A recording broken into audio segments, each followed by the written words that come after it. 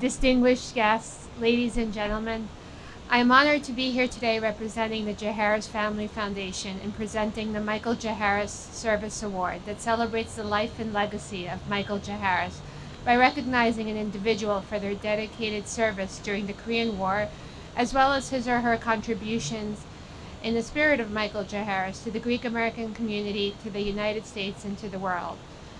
First of all, on behalf of the Jaharis family and the Jaharis Family Foundation, I'd like to thank Andy and Mike Monatos for creating this award, and congratulations for the success of the Orchidea Foundation and the annual event for the last several years. Anyone who knew Michael Jaharis knows that he truly embodied and was a champion of the values that Orchidea celebrates: courage, heroism, and always standing up for what is right, especially in upholding freedom and democracy. A proud Hellene, Mr. Jaharis recognized the importance of the Orchidea Foundation and the modern-day need to celebrate and promote these values by educating the policymakers and the public, young and old, in the U.S. and abroad about the profound role that Greece played in bringing about the victory in World War II, and also the importance of strong U.S.-Greek ties today, and the significance of celebrating the heroes who carry forth this tradition of values. While we miss his presence, the tremendous legacy of Michael Jaharis' good deeds and life work remain with us. There are others that carry the torch of courage, perseverance, and heroism in standing up for what is right, and even more so, the generosity and the desire to leave behind a stronger, better world as part of their legacy. Michael Johnson is such a person. Michael Johnson was born in Maryville, Missouri in 1926 to Greek immigrant parents. His father immigrated to America at the age of 14 in 1903. He grew up and finished high school in Tulsa, Oklahoma, where he first became interested in the oil and gas business. He went on to study and graduate from Ohio State University with a Bachelor's of Science degree in 1947 and a Master's of Science degree in 1949, both in geology. His first job was with the Amerada Petroleum Corporation in Billings, Montana. Later in 1958, he resigned from there to become the Rocky Mountain Exploration Manager for the Apache Oil Corporation in Denver. In 1963, he left Apache and became an independent oil and gas geologist consultant covering the Rocky Mountain region and living in Denver. The most outstanding accomplishment in his entire career was in 2006 when he participated in the discovery of the Parshall oil field in North Dakota, one of the largest oil fields in North America. His estimate of recoverable oil reserves at Parshall is over 15 billion barrels, which is approximately 20% of the total domestic U.S. oil reserves. In 2008, for this accomplishment, he was awarded the prestigious Outstanding Explorer Award by the American Association of Petroleum Geologists, and a similar Explorer of the Year award awarded by the Rocky Mountain Association of Geologists. His exploration efforts for the past 57 years include over 10 oil discoveries that span the entire Rocky Mountain region and beyond, including projects in Greece, Italy, Guatemala, Panama, and Canada. In terms of supporting the community, for the past 60 years, he has been an active supporter and promoter of Hellenism and Orthodoxy in the U.S. He is a founding member of Faith and Endowment for Orthodoxy and Hellenism. He serves on the Board of Trustees for Leadership 100 and has served for over 22 years on the Archdiocesan Council, which is where he first met Michael Jaharis. He has been appointed an Archon of the Order of St. Andrew since 1980, and he is a generous benefactor of the Greek Orthodox Archdiocese, Hellenic College, Holy Cross Theological Seminary, the St. Michael's Home, and the new church that's being rebuilt, the St. Nicholas Church of Ground Zero. And he continues on locally to support many charities in the Denver area, the national and Denver chapter of the Philoptochos, the Denver Metropolis, Denver's Assumption Cathedral. And in Denver, he is also a supporter of CASA, which serves over 750 foster children, and ACE, which supports 2,000 high schoolers, as well as the Anschutz Medical Campus, and others, including a grant that offers scholarships at Ohio State University, his alma mater. He published his autobiography entitled Obscurity to Success in the Oil Business, which is available on Amazon. In terms of his service to the country, he was drafted to the Korean War and served from September 1950 through December 1952. He completed basic infantry training at Fort Dix, New Jersey, and then he was assigned to Fort Belvoir in Virginia, where he taught photogrammetry and the interpretation of aerial photographs. In June 1951, he was transferred to the Armed Forces Special Weapons Project, headquartered in the Pentagon. Together with the Atomic Energy Commission, a program at the Nevada test site was initiated, consisting of detonating 15 atomic bombs varying from 1 to 31 kilotons in size, to obtain the first ever measurements of heat and blast effects. He offered advice as a non-commissioned officer to the location of Ground Zero, presence in the valley fill of an extremely hard and penetrable deposit, and the thickness of the valley fill at Yucca Flat and the depth of bedrock. He presently lives in Denver with his lovely wife Kay of 59 years, and they have 2 children, Alicia and Mark, and 2 grandchildren. Mike, I know that you and Michael Jaharis shared a wonderful friendship, and you worked so well alongside one another to support many Hellenic and Orthodox causes. You also had quite a few things beyond your heritage and service in the Korean War in common, such as your love of opera. Most importantly, you both have been true role models and inspirations to others, always leading by example by your service to your community and to your country. In addition, in the spirit of Ohide, you teach us all that perseverance and tenacity are important qualities that can lead to success through any circumstances. It's with a great honor that I present to you, on behalf of the Jaharis family and the Jaharis Family Foundation, the Michael Jaharis Service Award.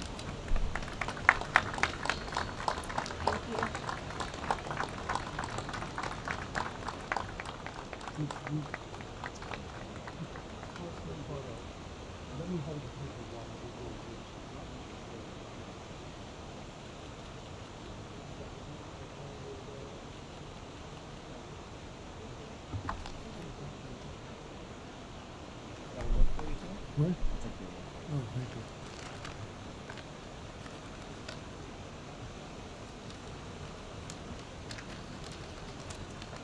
you. It's a great honor to be able to honor a great man like Mike Jaharis.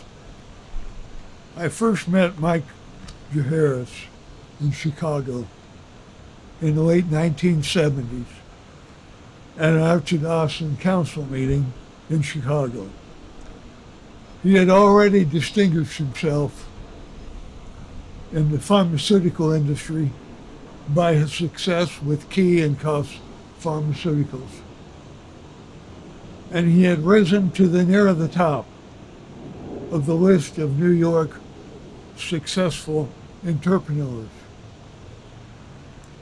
In the same view, for the last 35 years of his life, no Greek American has done more for Hellenism and for Orthodoxy than Mike did.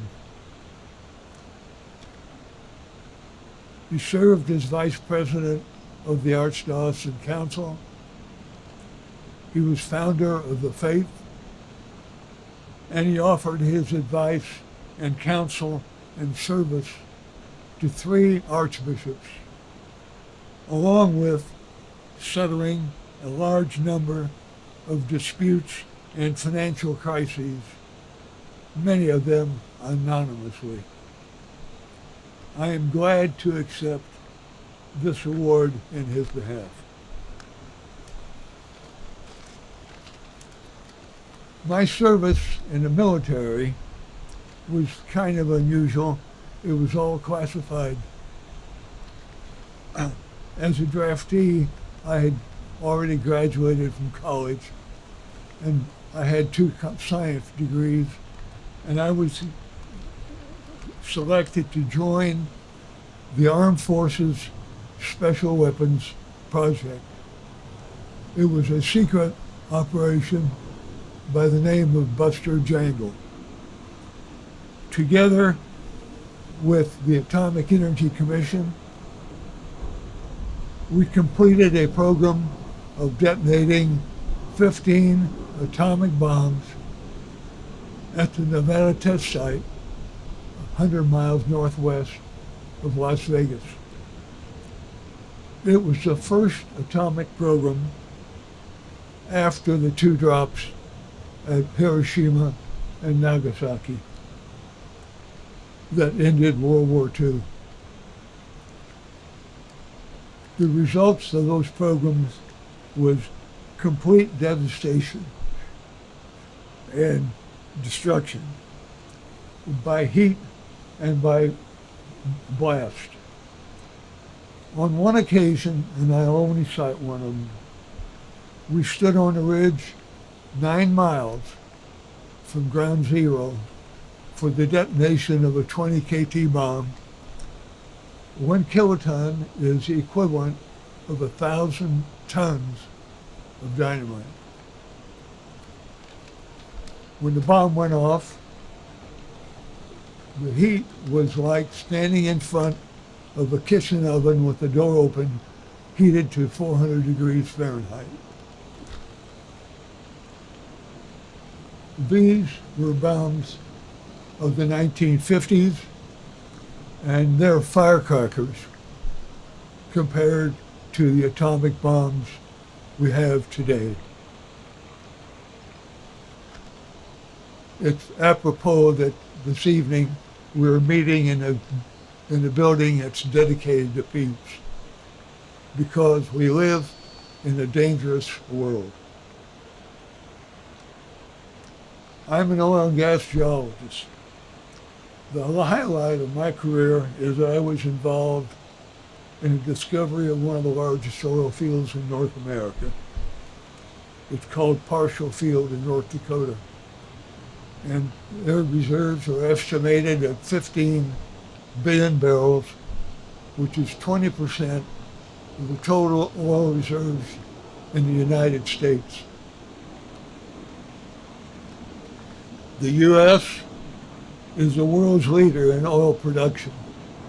We are number one, exceeding Saudi Arabia, exceeding Russia. We also lead in oil technology. We are now an oil exporter for the first time in a long time. We are developing oil fields in 9,000 feet of water in the Gulf Coast, which shows the advances we have made in technology. We are the envy of the world. And why is that? Why are we such a great leader for everything that we do? It's because we have a unique government.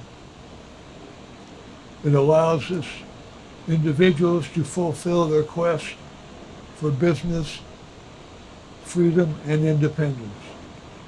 Our Constitution allows us entrepreneurship, the right to try things for ourselves, to take risk, to benefit from our success, and enjoy the satisfaction of achievement.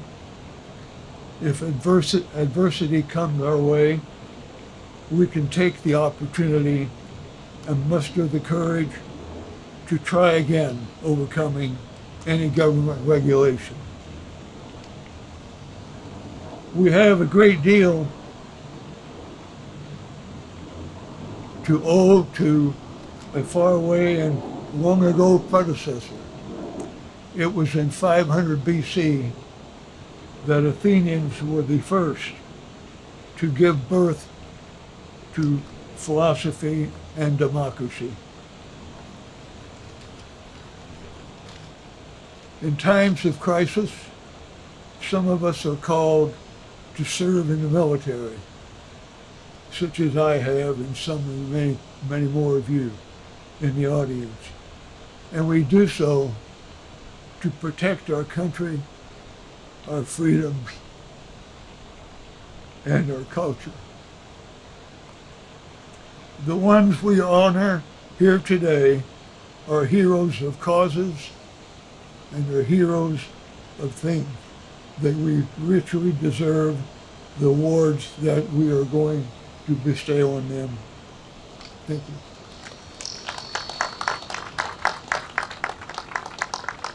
Where's my flag?